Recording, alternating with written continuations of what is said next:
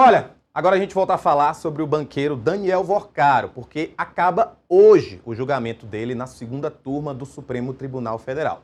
Os ministros André Mendonça, Luiz Fux e Cássio Nunes Marques já votaram no plenário virtual do STF pela manutenção da prisão de Vorcaro.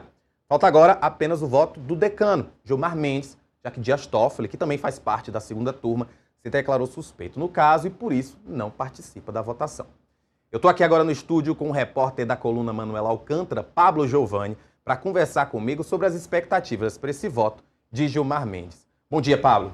Bom dia, Rafa. Bom dia a todos. O voto do ministro Gilmar Mendes, que é o presidente da segunda turma, né? Ele deve ser depositado ainda hoje em plenária virtual, que deve referendar a decisão do ministro André Mendonça, determinando, né, que o banqueiro Daniel Vorcaro fique preso, permaneça preso anteriormente no Presídio Federal, agora na Superintendência da Polícia Federal aqui em Brasília. Apesar de ser o último voto do ministro Gilmar Mendes, todos os demais ministros da segunda turma podem sim mudar seu posicionamento ou apresentar uma divergência do relator e possivelmente até chegar ao caso de até mudar o voto, sendo contrário ao referendo da decisão do ministro André Mendonça. Então, a gente espera que até o final do dia, já que o plenário virtual se encerra até a meia-noite, que o ministro Gilmar Mendes deposite seu voto.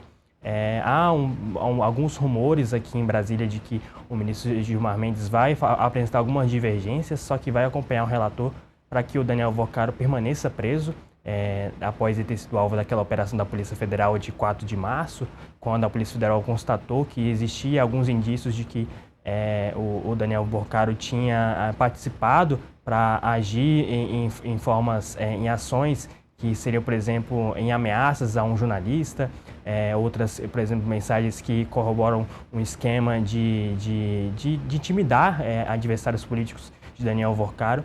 Então, o ministro André Mendonça determinou a prisão de Daniel Vorcaro e essa decisão ainda passa por referendo da segunda turma, Rafa. Pablo, a gente tem conversado desde ontem aqui no Metrópolis.com a respeito dessa possível delação premiada que Daniel Vorcaro deve já estar produzindo aí enquanto está preso lá na Superintendência da Polícia Federal. Caso ele faça essa delação premiada, ela seja aceita, como fica o futuro dele em relação à prisão? Ele vai continuar preso, já que está sendo aí referendado pelos ministros da segunda turma? Ontem o ministro André Mendonça, né, determinou a remoção de Daniel Vorcaro para a Superintendência da Polícia Federal. A gente conseguiu apurar numa matéria publicada ontem à noite na coluna, junto com a Manu, de que a defesa de Daniel Vorcaro pediu uma prisão domiciliar, que seria um regime que anteriormente o Vorcaro estava, né, antes de ter sido alvo da operação da Polícia Federal no dia 4 de março.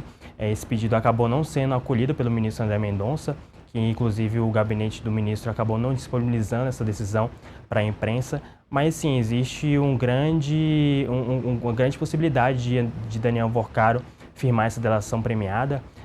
A gente conseguiu apurar que quando o Daniel Vorcaro trocou a defesa dele, que anteriormente era composta por 3 advogados e agora são apenas por 2, só que, claro, o advogado Juca, né, que inclusive defendeu o general Braga Neto na trama golpista, que assumiu a defesa de Daniel Vorcaro, ele conseguiu conversar com o ministro André Mendonça numa audiência na terça-feira, conseguiu conversar também com investigadores da Polícia Federal e na publicação que a gente trouxe ontem da coluna, a defesa salientou para os investigadores que tinha esse interesse em colaborar e a Polícia Federal acabou sinalizando positivamente, falando que seria muito bem-vinda essa delação. Então, caso Daniel Vorcaro venha assim a prestar uma delação premiada, ele teria que delatar alguém, por exemplo, que seja acima dele, dessa organização criminosa, porque, segundo o Código Penal, algumas regras, algumas leis federais citam que o líder de organização criminosa ele pode delatar, só que ele não tem todo o benefício de uma delação. Um exemplo claro, por exemplo, é o Mauro Cid, que era ex-agente de ordens de Bolsonaro.